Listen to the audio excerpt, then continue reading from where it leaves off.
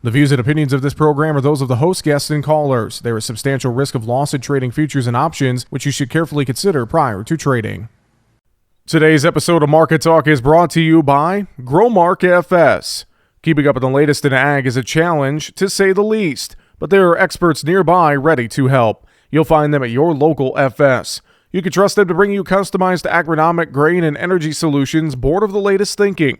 That's because FS specialists receive continuous training that keeps them current on the latest trends, practices, and technologies. So you'll get local expertise that's both exceptional and up to date. Visit fssystem.com to learn how FS is bringing you what's next. Well, as we kicked off the week of trade on Monday, we saw a mostly lower day across commodities, grains, and livestock trade, mostly lower. A few bright spots, a little bit of strength in bean meal and in cattle, a little more mixed there, but otherwise mostly down day. Plenty to take a look at. Joining us now, our good friend John Heinberg with Total Farm Marketing is on with us. John, good to catch up with you. I hope you had a good weekend, sir. Yeah, just a busy one. I'm a basketball coach. Our season unfortunately ended, so went through a little post-basketball depression syndrome, as we call it here. So other than that, decent weather at least. So nice feeling that sun. And even though it's cold, it still feels a lot warmer than it did 2 months ago. That's for sure. That's true. That's true. Well, and sad to hear the team lost, but, it wraps up, I'm sure, another good season and letting the team play and learning some things there from your coach. That's always a good thing. So let's see if we could learn some things from you on this market trade here today. I think we can, John. Mostly lower to start the week on Monday. This wheat market especially just keeps getting pummeled. I know the charts don't look very good there. What's your take with what you saw on Monday's trade action in grains? Again, first off, it's the first notice day for the March contract today. We got a lot of little pieces moving here. Options expiration last week. Throw the USDA outlook form numbers in. Then on top of that, too, if anybody's sitting on a hedge to arrive for March, we got to get them rolled or moved somehow. I think a lot of those factors came into play in terms of the market in general the past couple of days, especially with this meltdown. And just throw in the fact that we haven't had a good idea where the funds are. It just feels like maybe they're moving some money to the sidelines now. That we actually get a little bit of a number on Friday, which is obviously 2.5, 3 weeks old or wherever it's at. Just didn't give us a whole lot of good, but just again shows us where things are. That wheat market again, it's just been pummeled here. Now we got the March contract back under the 7 handle, which is a little bit scary to me. Now we're looking at some long-term trend lines. We maybe need to hold those obviously here, or we open up the door for some more even aggressive selling in that sector. You got the grain trade deal coming up with the Ukraine in the middle of March. I think there's a lot of speculation what could be happening there. Does that get expanded? Does it get reduced? It just feels like right now this market just doesn't want to go anywhere. Throw the moisture that's building across some portions in the United States here in terms of the Southern Plains. This market just isn't very friendly on a commodity that is dollar sensitive, which is rallying, and we just can't get some sold at this time frame. So, and that's been the leader, I think, to the downside here, probably being the anchor to the corn market, overall, as we kept breaking with those big moves last week. And corn just had to follow just because of the tide to similar grains. Well, to your point on the things you mentioned, all great thoughts. I'm going to throw one more out there, and you could talk about this if you want. Durable goods orders, or that news came out Monday morning, and I think everyone kind of looked at the headline number at first, but then as commodity traders started to dive into those numbers a little bit, I think there was some uneasiness about maybe some loss of demand if the Fed has to indeed continue to raise rates. And that's still kind of the elephant in the room is what's going to happen on the interest rate side in the longer term. And obviously, they're trying to get this economy and the inflation side under control, which, the anti-inflation play is the commodity sector. And, so I think that's even another little piece of the puzzle that's out there that, last year we were talking about inflation being here and being big, and that money flowed in. And on top of the fact the Ukraine war was a year ago too, and that doesn't seem to be any news in that regard other than it's still there and it's a conflict. And as long as grain moves, the market, I don't think really even, unfortunately, doesn't care, even though it's still a humanitarian crisis. It's just some area now we've hit where the momentum just seems to have kind of fallen out of bed. And that can always have me worried when you chop sideways as long as we have. especially in that corn market, when you get that break, just to get some money flowing, people just kind of pile on very quickly. And we saw that a little bit last week and with a little more follow through here today. Now, maybe we're going to wash out some week longs here. Maybe we'll find some support. We'll still look at those, overall tighter U.S. supplies. Globally, corn production versus global demand is still going to be a little bit on the tighter side. There's still some things out there that can keep this market supported. But at least here in the short term, the funds feel like they've just got a room to step this thing to the downside.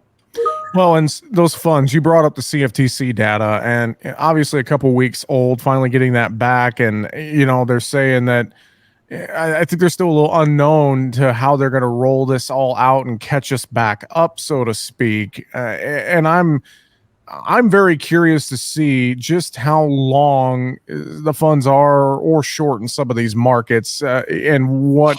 I wonder too, you throw in there with the options expiration you mentioned, we got obviously the end of the month and the beginning of a new month, and that always is kind of wonky in the market. So I think all of that surrounding this feels like we need to be on our toes when it comes to our risk management here, John. I would agree, and again, we've been talking about this for a while, that there's good value there. And, the other just little subtle factor, we had a few penny spread between March and May, and that seemed to zero out last week when we got to that 650 handle. And immediately makes me look at this difference between May to July and say, there's 10 cents of room there. Do we bleed that out? Is the market getting a little bit more comfortable on a daily basis with the front end supply? The other thing I really been watching a lot of and been using with the clients are the bear spreads, old crop versus new. You look at May, December, we're talking a spread that was trading 95, and today it's down to, 68 cents. So we've lost a lot of that value. There's even more room on the charts for that spread to go. And I think all we would need on that is just some export demand to get it cut away, adding to that carryout in the March report. And I think you really can see that tighten up here, just again with the market getting more comfortable with what we got in the front end. Ag Outlook Forum numbers last week from USDA got kind of their first peek at what they're thinking for acreage, et cetera, yield potential, et cetera. When you saw those numbers and you think about some of the way the market has acted the last couple of days, do you feel like we saw some reaction to those numbers as well to the downside here, John? Possibly. I mean, again, we're breaking a narrative a little bit, I guess, with those numbers. I remember just a handful of years ago that those numbers really didn't mean anything. And I think with our social media clickbait, type society that we've got nowadays, and, I don't remember analyst expectations coming out for those things a handful of years ago.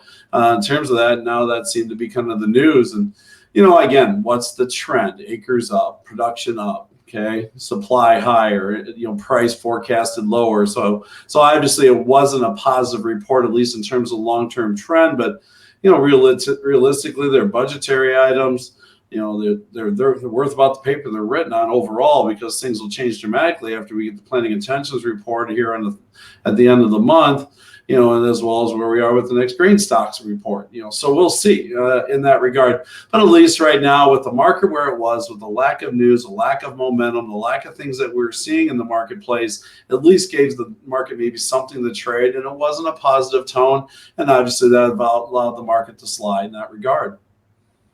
We're having a conversation here today with John Heinberg of Total Farm Marketing on today's Market Talk. John, overall, when you look at corn, beans, wheat here, just to wrap up our grain talk a little bit, what market are you least concerned about right now compared to, say, the market you are really concerned about? Is there one that maybe you're, one over the other that you're not as worried about here in the short term? I'm still going to kind of maybe beat the drum on the negative side in that soybean market again. We continue to watch the Argentine weather. We saw more cuts from Buenos Aires Grain Exchange, and then we had the little frost incident there too at the same time. Again, minimal in probably terms of damage, but perception was another thing. You're talking about the clicks on the internet. But again, that market where today's export inspections maybe was the first little outlier of what things could be coming. Now we'll see if that was just a bad day, or does it just something that'll rebound quickly next week. That was pretty significant. If we don't get those beans that we've got sold on a boat and get them out of here, the prospects of cancellations, demand, and the carryout number going higher get there very quickly. And then, obviously you're looking at a South American bean that's trading, 80 cents a bushel or so. Some of the estimates I've heard underneath U.S. prices, so that just gives room for that to occur. So that's the market I'm probably the most concerned about. Even though corn's had a bit of a rough go here, if we can find some stability in wheat, you still look at a tight domestic supply. You still look at a global supply that's actually decreasing. Throw into that late planting window here in Brazil, that could come into play for that safrinha crop or that second crop corn.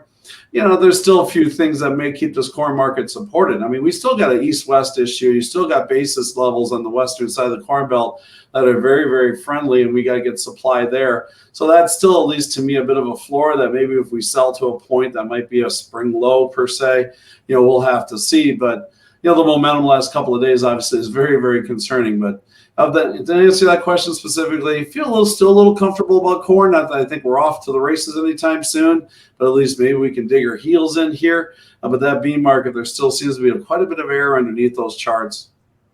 Well, and to your point as well on export inspections, I'm with you on the soybeans. That corn number did not look too great either, as we continue to be pretty dismal there. What was that? I think down 38% or something like that here last week, John. Yeah, agreed. And the number again wasn't where we needed. And you look at it on a historical chart, it's quite a gap between where we've been the last handful of years.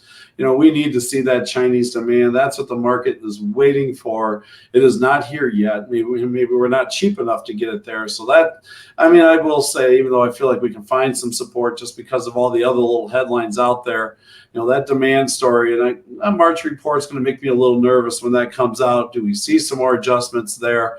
Do we move another 100 million or 70 million bushels back onto the carryout? And then, that just continues that path where the supply side gets bigger and the path of least resistance for prices then will probably continue to, at least on the old crop side, erode. John, let's talk livestock. Fairly quiet day in the cattle market. We held firm to slightly lower. Friday's cattle on feed report, cattle on feed down 4%. I feel like those numbers pretty much all came in as we expected, but also feels like a lot of that report was already baked into the market before we got to Monday's session, John. Yeah, consolidation day in the live cattle market, obviously, in terms of where we are after that report and, the price action on Friday before the numbers came out.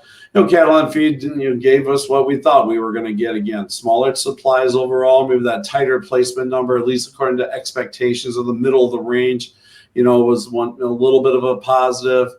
So we're still really watching there in terms of where this thing's going to get to. Now, might be a pause point. Cash market is still the king here. That's what's going to drive this higher. Talking to some producers, some of the bids continue to be very strong here in the shorter term. And I think that's still going to keep this market very, very supported.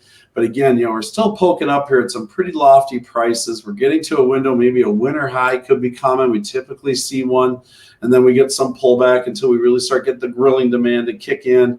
Even though the supplies are tight and things are limited out there, it wouldn't shock me that we just see some money move out of this market. So don't forget about some of those short-term puts. You can put pretty good floor underneath this market to protect some prices here and not spend a lot to do it and still keep your cattle available in case this thing does have one more good leg in it. So we'll see. But again, take a look at some of those flooring mechanisms here. I still don't know if I want producers locked into the upside, whether through a hedge or actually just physically selling the cattle. But I think I want some type of floor underneath these markets here, at least in these front end months. Hog trade started off firm on Monday. Then those front month contracts just fell apart. John, do you see anything to give us a reason why we fell apart there? Well, the index put in a down day today too, and again that premium to cash still weighs heavily on that April contract. So that's got me most concerned right there. Hey, I'm not getting out of the defensive side of things here just because of that. You're still looking at a $6, $7, $8 gap between the index and the April contract. We've seen a nice trend in the live hog price here recently in terms of the direct as well as the index, but maybe get a little bit of a toppy signal here. We'll have to watch. And then the retail side, we didn't get much movement on Friday, which was a little bit disappointing despite a very big week in export sales on pork. Throw in a little bit of the cold storage numbers and some of the buildup there in terms of supplies. Just still, this hog market, is trending higher. All right, but we're maybe working back to find the bottom of the range right now, at least in terms of those April futures. Again, still a lot of good value out in those summer months. So kind of watching that spread between the two. Does summer have to catch up to April a little bit, or does April find a way to tighten up that gap between, underneath those summer months? Yeah, a lot of things to definitely keep an eye on there. How about the dairy trade? What do you see in there as we start off the week? Dairy trade continues to be choppy, finally building a little bit of a range here, but a little concern. We got a bit of a decline, a bit of a wedge pattern forming. Got a good bottom on that March contract around that 1740 area with a double bottom. We've been kind of tightening up a series of higher lows and lower highs. Now we'll see if we can get some direction. We need cash market to kick in, cheese trade to kick in. The biggest thing, though, is we still got a lot of fluid milk moving around out there right now. And as long as there's a lot of milk supply, it's going to be hard for that market to really rally. So if we don't get some friendly news here, I'm a little worried that wedge breaks one more time to the downside. So dairy producers need to make sure you're staying on top of your marketing plan here. We've lost a lot of value, but there's still a lot of 19s on the board longer term. That might be some areas you want to make sure you're still looking at for some floor. Fantastic. John, before we wrap it up today and let you go, any final thoughts you want to share with us? Again, a lot of moving pieces. Now we're going to get into the acre battle here that February is coming to an end, and the chatter that's going to be happening in those markets. I'll continue to watch those spreads. If we keep seeing this market lose that front end premium, that just makes me a little bit nervous. I think December corn and November beans might now start shifting to what's the planting ratio going to be, and that could keep a little bit of support in those markets. Again, now till Father's Day, especially for D's corn, is probably the window we want to make sure we're starting to get something put together. Again, input costs are starting to come down a little bit. So with that, that was a narrative for prices to go higher. Might be the same narrative for prices to go lower. So producers, make sure you're staying active in here and get something in. Again, the risk of doing nothing is greater right now than the cost of doing something. John, if folks want to reach out to you and get some advice there at Total Farm Marketing, I know you guys have a lot of great ways to stay in touch, get in touch. What's the best way? Sure. Feel free to reach out to me anytime, 800-334-9779. Shoot me an email at johnh@totalfarmmarketing.com. And then our website of ours, totalfarmmarketing.com. Going to be on the road tonight, heading up to Mankato, Minnesota. So I'll be doing a meeting up in that area. So if you're somebody looking to attend that meeting, I'd be love to see you around. Again, just feel free to pick up the phone. Love to have a conversation, just talk markets with you. No obligation to do that. Well, John, safe travels and have a great week ahead, sir. Thanks for the time. We'll talk to you again next week. Sounds good. Have a great week. John Heinberg with Total Farm Marketing. That's going to do it for Market Talk here today. Find us online, markettalkag.com. I'm Jesse Allen. Have a great afternoon.